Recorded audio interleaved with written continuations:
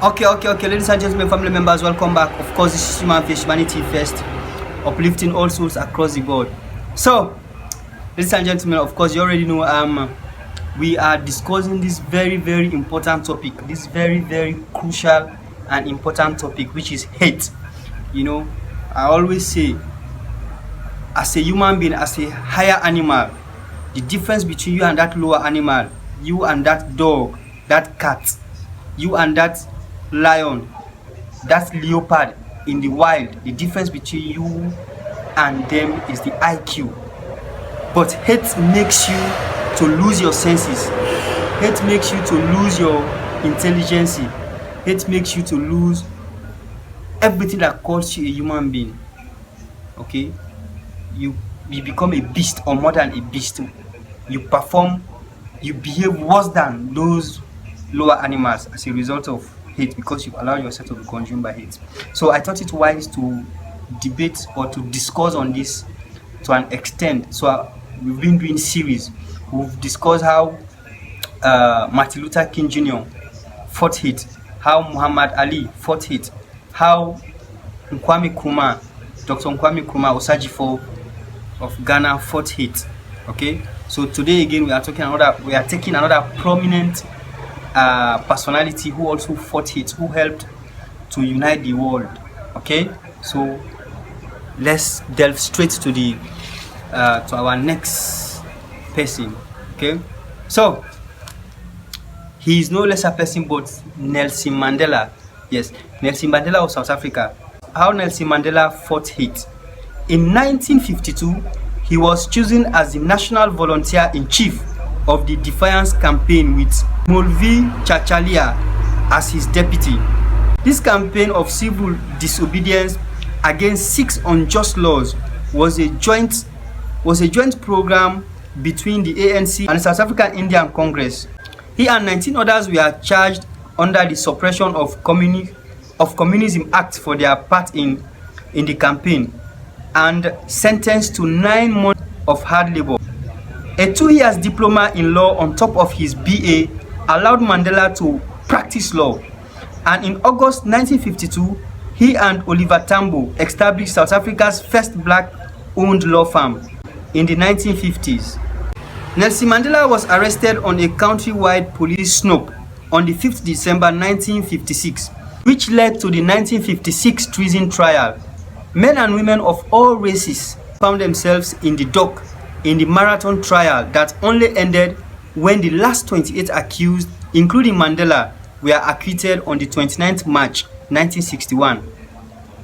On the 21st March 1960, police killed 69 unarmed people in a protest in Sharpeville against the passed laws. This led to the country's first state of emergency and the banning of the ANC and the Pan-Africanist Congress, PAC, on the 8th April.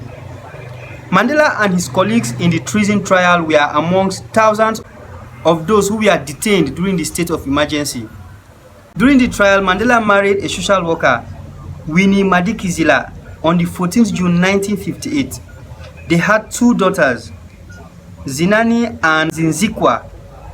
The couple divorced in 1996. Days before the end of the treason trial, Mandela traveled to Pietermaritzburg to speak at the All in Africa conference, which resolved that he should write to Prime Minister Verwoerd requesting a national convention on a non-racial constitution, and to warn that should he not agree, there will be a national strike against South Africa becoming a republic. After he and his colleagues were acquitted in the treason trial, Mandela went underground and began planning a national strike for the 29th, the 30th, and the 31st March. In face of massive mobilization of state security, the strike was called off early. In June 1961, he was asked to lead the armed struggle and helped to establish Umkhonto weZizwe, which means Spear of the Nation, which launched on the 16th December 1961 with a series of explosions.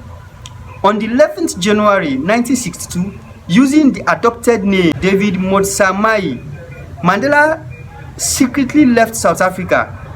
He traveled around Africa and visited England to gain support for the armed struggle. He received military training in Morocco and Ethiopia and returned to South Africa in July 1962. He was arrested in a police roadblock outside Howick on the 5th of August while returning from KwaZulu-Natal, where he had briefed ANC President Chief Albert Lutuli about his trip. He was charged with leaving the country without permit and inciting workers to strike. He was convicted and sentenced to 5 years imprisonment, which he began serving at the Pretoria local prison. On the 27th May 1963, he was transferred to Robben Island and returned to Pretoria on 12th June.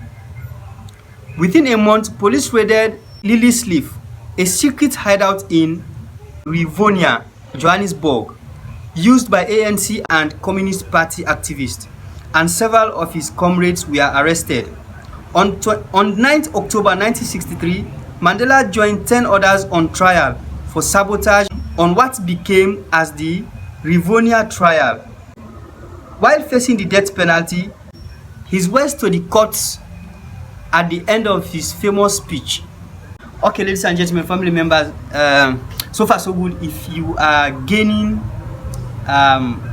anything, if you are gaining knowledge from this video, please don't forget to subscribe, give this video a thumbs up. Please give this video a thumbs. If you are new here, you are most welcome. Subscribe, stay, more goodies are on your way, more videos, more interesting educative videos are coming. Okay, subscribe, put on all the notification bell, and give this video a thumbs up, and also don't forget to comment. Okay, so let me give you the words Nelson Mandela said in the doc. Mandela said, "I have fought against white domination and I have fought against black domination.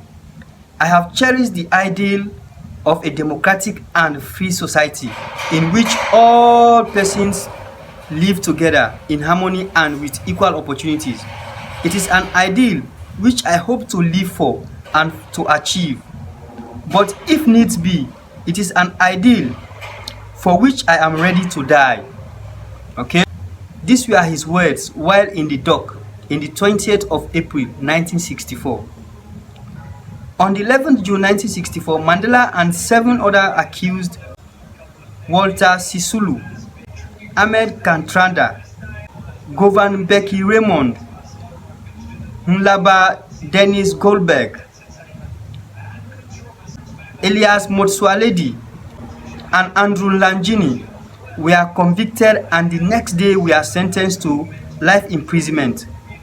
Goldberg was sent to Pretoria prison because he was white, while the others went to Robben Island. Mandela's mother died in 1968 and his eldest son, Tembi, in 1969. He was not allowed to attend their funerals. On 31st March 1982, Mandela was transferred to Paul Small Prison in Cape Town with Sisulu, Mlaba, and Langini Katra. When he returned to the prison in November 1985 after prostate surgery, Mandela was held alone. Justice Minister Kobe Coetzee visited him in hospital. Later, Mandela initiated talks about an ultimate meeting between the apartheid government and the ANC. On 12 August 1988, he was taken to hospital where he was diagnosed with tuberculosis.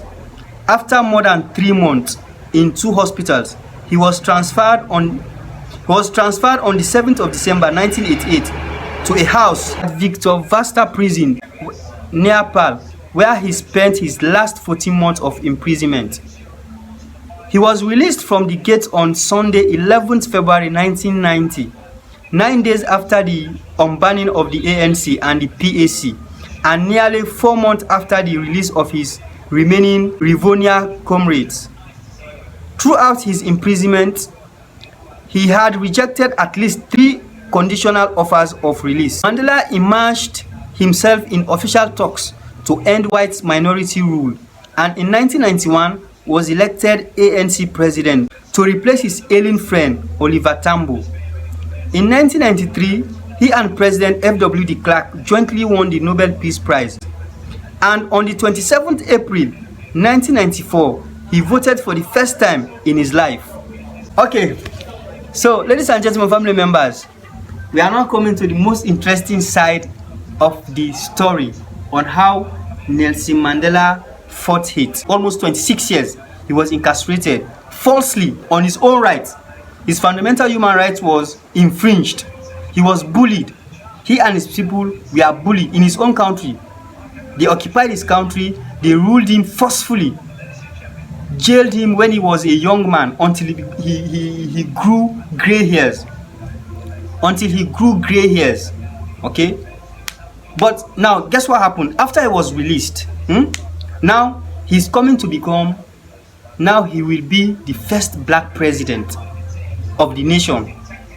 Guess what happened? The way he fought hate. By virtue of right, some people, they will harbor grievance, they will harbor hate against their incarcerators. They will do everything to return back to them. Reprisal attack, retribution, vindictiveness, they will definitely apply it. But what happened here was, Mandela, instead of doing that, what he did was to embrace them. Instead, he preached peace. He preached unity. He called South Africa the Rainbow Nation. Yes, he called South Africa the Rainbow Nation. Okay, which implies that South Africa is a country for all races. It does not matter your color, whether you are white, you are black, you are Indian, you are Hispanics or whatever. It doesn't matter. As long as you are a human being, you are a South African. That was what Mandela preached. After he has been humiliated, marginalized, incarcerated for over how many years? Since youthful to old age, he still preached peace. He fought hate. That is to show you how wonderful, how powerful this man is. So, ladies and gentlemen, family members. So, on the 10th May 1994, he was inaugurated as South Africa's first democratically elected president. On his 80th birthday in 1998, he married Graça Machel, his third wife. True to his promise, Mandela stepped down in 1999 after one term as president. He continued to work with the Nelson Mandela Children's Fund he set up in 1995 and established the Nelson Mandela Foundation and the Mandela Rhodes Foundation. The whole story of all how he fought hate was, he did not allow hate to consume him. It is but natural that some people, what Nelson Mandela went through under apartheid, when he was incarcerated in Robben Island for 26 years, his people were going through a lot. He was marginalized, he was humiliated. When he was freed, he embraced peace, he preached peace. He became president. He still lived up to what he said, that only one term. Indeed, he stepped down in 1999. He only ruled for one term. So, ladies and gentlemen, family members, what are you also doing to fight hate? As a human being, what are you doing to fight it? What are you doing to transform people's life? As I always say, I always challenge everybody to do something to transform somebody's life, to fight hate. Hate is a disaster. It is a cankerworm that it's not only you, the person that is harboring the hatredness, but also destroy development. It doesn't only destroy the person you are hating, but it also destroy everything around. Because there are some certain things you do, you think you are destroying one person, but you aren't destroying one person, you are destroying more than how many people.